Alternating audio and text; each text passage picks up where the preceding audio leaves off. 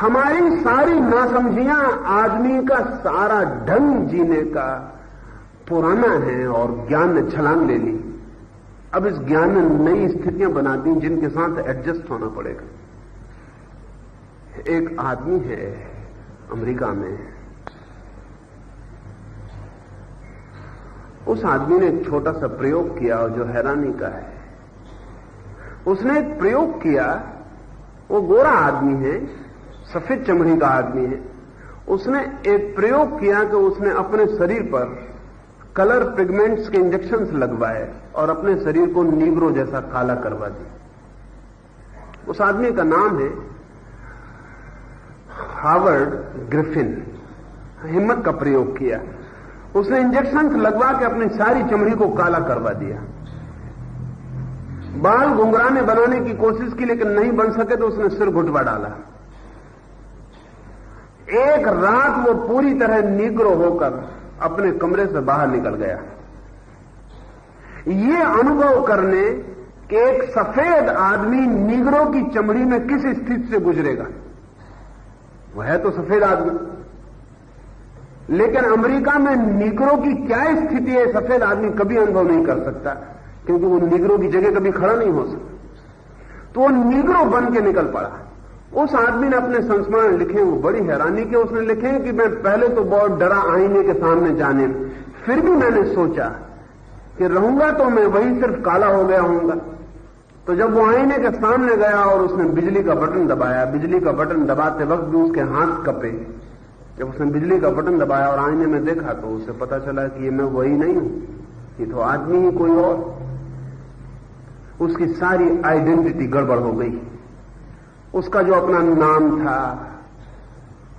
अपना ज्ञान था, अपनी जो समझ थी, वो सब गड़बड़ हो गई।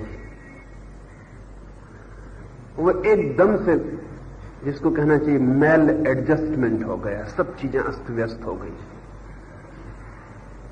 वो अपने ही हाथ को अब ऐसा नहीं मान सकता कि मेरा है।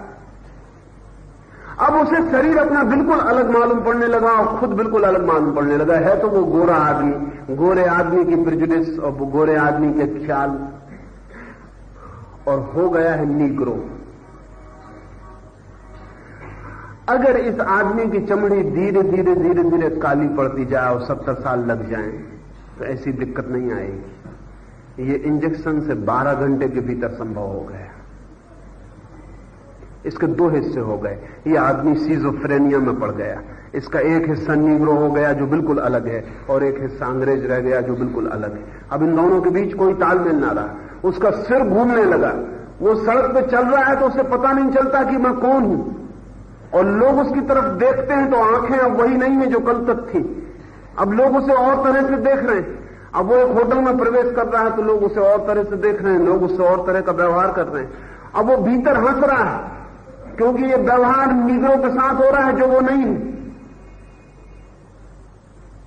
वो अपनी चमड़ी को भी धोता है तो उसे ऐसा लगता है वो किसी और की चमड़ी धो रहा है। ये घटना इतनी तेजी से घट गई कि इसके व्यक्तित्व में खंड हो गया। मनुष्य जाति ने जोर से ज्ञान उत्पन्न किया है और ज्ञान एक्सीलरेटिंग है।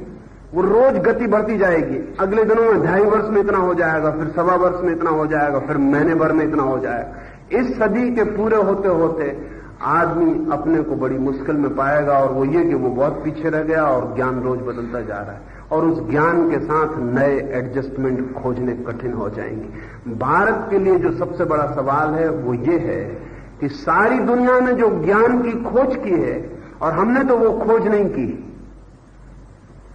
तो हम तो अपने घर में जी रहे थे जहां बैलगाड़ियां थी, जहां शूद्र थे, जहां हिंदू मुसलमान थे, जहां ब्राह्मण शूद्र की छाया से बच रहा था। हम अपनी उस दुनिया में जी रहे थे। अचानक आंख खुली और हमने पाया कि जैसे एक सपना टूट गया। न यहां बैलगाड़ियां, यहां जेट प्लेन है जो विक्षिप्त रफ्तार से चांद की तरफ जा रहे हैं। न यहां कोई ब्राह्मण है, न कोई शूद्र है। सब कुछ बदल गया है चारों तरफ। इस बदले हुए के साथ नए भारत को अपना एडजस्टमेंट खोजना है। इस बदले हुए के साथ अपना समायोजन करना है। या तो हम पागल हो जाएंगे, सिजोफ्रेनिक हो जाएंगे और हम जीने से इंकार कर देंगे कि हम नहीं जी सकते, और या फिर हम एक छलांग लेने की तैयारी जुटाएंगे। ये तैयारी भारत के इतिहास में पहला मौका होगी। ऐसा मौका भारत को कभी नहीं आया। यूरोप में ऐसा मौका नहीं आया जैसा हमें आया है, क्योंकि यूरोप को विज्ञान का विकास धीरे धीरे हुआ। वहां मेंढक की गर्मी धीरे धीरे बढ़ी, वहां चमड़ी आहिस्ता बदली, यूरोप एडजस्ट हो गया है।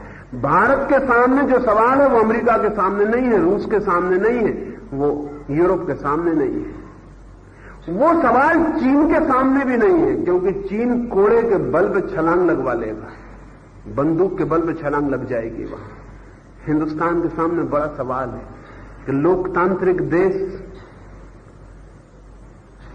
छलांग बंदूक के कुंदे पे नहीं लगवाई जा सकती, और इतिहास की प्रक्रिया में हम ऐसी जगह खड़े हो गए हैं जहां हमें छलांग लगानी पड़ेगी, अन्यथा हम पागल हो जाएंगे।